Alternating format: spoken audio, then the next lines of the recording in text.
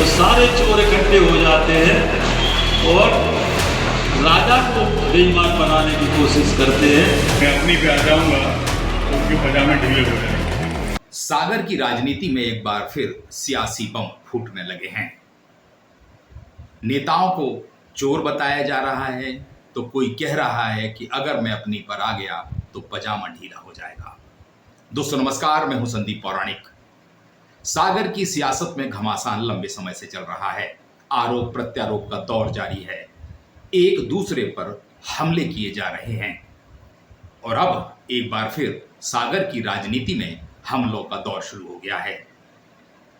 पूर्व मंत्री और खुरई से विधायक भूपेंद्र सिंह ने तो खुले तौर पर कह दिया है कि सागर की राजनीति के चोर इकट्ठे हो गए हैं।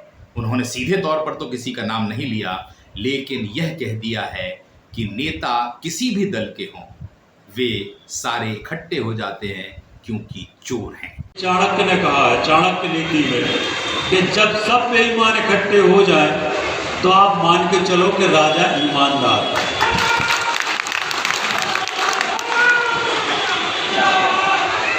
सब इकट्ठे हो जाए तो राजा ईमानदार है। तो सारे चोर इकट्ठे हो जाते हैं और राजा को बेईमान बनाने की कोशिश करते हैं। पर जब सारे चोर इकट्ठे हो जाए, कोई पार्टी नहीं है, दिन में पार्टियां हैं, रात में सब इकट्ठे बैठे, दिन में कुछ भाजपा में, कुछ कांग्रेस में। सागर जिले में भूपेंद्र सिंह बनाम गोविंद राजपूत के बीच चल रही सियासी अदावत किसी से छुपी नहीं है।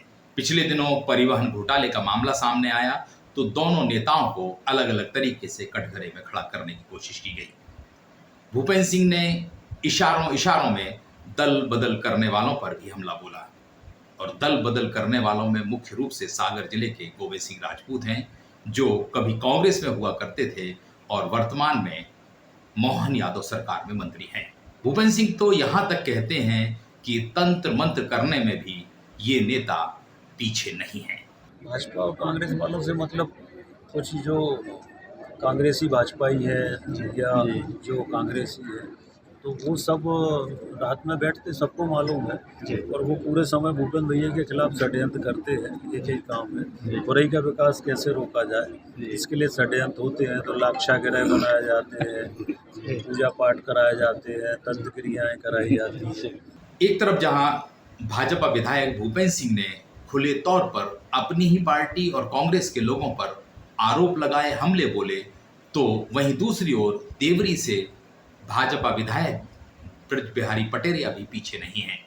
उन्होंने तो यहां तक कह दिया है कि अगर वो अपनी पर आएंगे तो फिर क्या कर देंगे। इतना जरूर कहूंगा कि जो बाहरी लोग देवरी की राजनीति में हस्तक्षेप कर रहे हैं वो चेत जाए, संभाल लें अपने आप को। ये ना समझें कि उनके क्षेत्रों में हमारा कोई दखल नहीं है। उनकी तरह यदि मैं अपनी पे आ जाऊंगा तो उनके पजामे ढीले हो जाएंगे।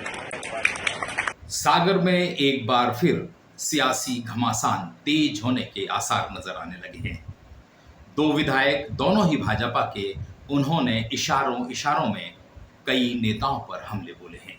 ये बात अलग है कि इन नेताओं ने जिन पर आरोप लगाए हैं उनके नामों का जिक्र नहीं किया, लेकिन समझने वाले समझ गए, जो ना समझे वो अनाड़ी है।